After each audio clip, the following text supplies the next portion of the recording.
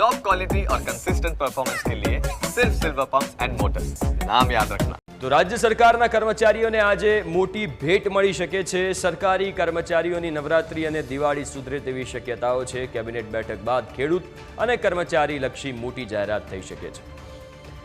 પાક નુકસાની અંગે સહાય પેકેજની જાહેરાત થઈ શકે છે। 2005 પહેલાના રાજ્ય સરકારના 70,000 જેટલા કર્મચારીઓને ઓપીએસ ઓલ્ડ પેન્શન સ્કીમનો લાભ મળે તેવી શક્યતા છે। રાજ્ય સરકારના કર્મચારીઓની વિવિધ માંગનો સરકારે સ્વીકાર કર્યો છે। આજે સાંજે 6 વાગે રાજ્ય સરકાર મહત્વની જાહેરાત કરી શકે। આજે રાજ્ય સરકારની કેબિનેટ બેઠક મળી રહી છે, જે બાદ પરિપત્ર જાહેર કરાશે। રાજ્ય સરકારના મંત્રી ઋષિકેશ પટેલ અને જગદીશ વિશ્વકર્માની અધ્યક્ષતામાં ગઈકાલે કર્મચારી મહામંડળની બેઠક મળી હતી। ફિક્સ વેતન પ્રથા, 7મું પગાર પંચ, ઓપીએસ સહિતના મુદ્દે બેઠકમાં ચર્ચા થઈ હતી।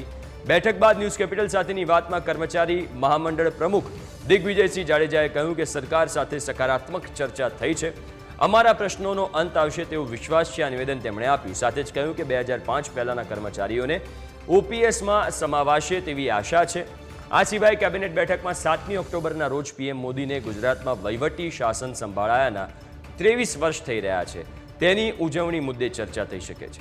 સાથે જ રાજ્યમાં ભારે વરસાદથી ખેડૂતોના પાકને થયેલા નુકસાન અંગે રાહત પેકેજની જાહેરાત પણ થઈ શકે છે।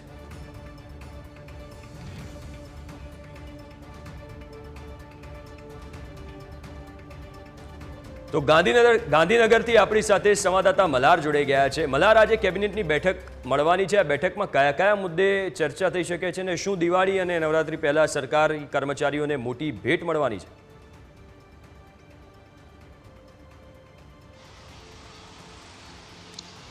હિમ નજર કરવા જઈએ તો આજે મુખ્યમંત્રીની અધ્યક્ષતામાં જે છે તે સાંજે 4:30 વાગે કેબિનેટ બેઠક જે છે તે મળવા જે છે તે જઈ રહી છે। મહત્વની વાત એ પણ છે કે ગુજરાત રાજ્યના મુખ્યમંત્રી તરીકેનું સુકાન સંભાળ્યા બાદ ભૂપેન્દ્ર પટેલની આ પ્રથમ રવિવારે કેબિનેટ બેઠક જે છે તે યોજાઈ રહી છે। તમામ મંત્રીઓને જે છે તે હાજર રહેવાની સૂચના પણ આપવામાં આવી છે। તમામ મંત્રીઓ જે તે પોતાના મત વિસ્તારમાં હતા તેઓ અત્યારે ગાંધીનગર જે છે તે કેબિનેટ બેઠકમાં ભાગ લેવા માટે પહોંચી રહ્યા છે। વાત કરીએ તો કેબિનેટ બેઠકમાં રાજ્ય સરકાર આજે મહત્વની જાહેરાત જે છે તે કરી શકે છે।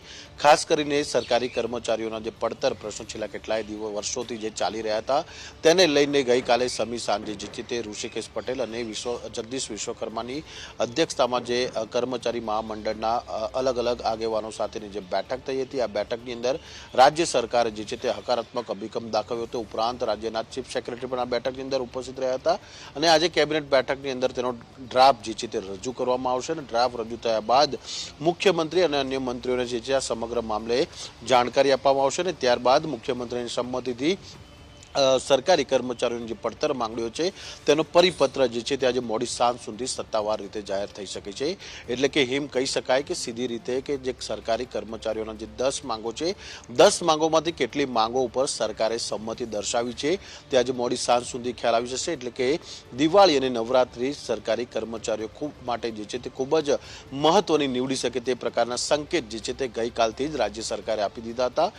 જો કે આજે કેબિનેટ બેઠક મળવા જઈ રહી છે તે પહેલા જ અખિલ ભારતીય શૈક્ષિક મહાસંઘ ગુજરાત રાજ્યના પ્રતિનિધિત્વ જે છે તે આજે રાજ્યના પ્રવક્તા મંત્રી, આરોગ્ય પ્રધાન અને રાજ્ય સરકાર દ્વારા જે 5 મંત્રીઓની કમિટી નિમાઈ હતી તેમાંના એક મંત્રી ઋષિકેશ પટેલના નિવાસ સ્થાને જે કર્મચારી આગેવાનો છે તેઓની બેઠક થવાની છે। લગભગ 12 વાગે જે છે તે આ બેઠક થવાની છે અને આ બેઠકની અંદર અખિલ ભારતીય રાષ્ટ્રીય મહાસંઘના જે આગેવાન છે ભીખાભાઈ, તેમના દ્વારા જે છે તે કેટલીક માંગો અને ઉપર ચર્ચા વિચારણા જે છે તે કરવામાં આવશે અને ચર્ચા સંધાયા બાદ જે છે કેબિનેટ બેઠક યોજાશે। એટલે કહી શકાય છે કે ખૂબ જ મહત્વની બેઠક જે છે તે આજની કેબિનેટની જોવા મળી શકે રહી છે।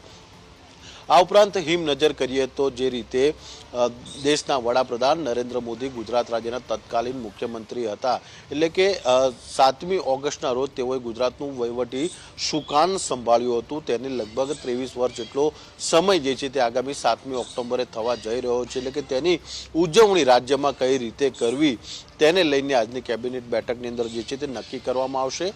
આ ઉપરાંત આગામી 1 સપ્તાહ સુધી આ ઉજવણી કેવી રીતે કયા કયા જિલ્લાઓમાં કરવી અને કયા થીમ ઉપર કરવી અને કેવા પ્રકારના કાર્યક્રમો કરવા તેની રૂપરેખા જે છે તે આજની કેબિનેટ બેઠકની અંદર જે છે તે નક્કી કરવામાં આવશે।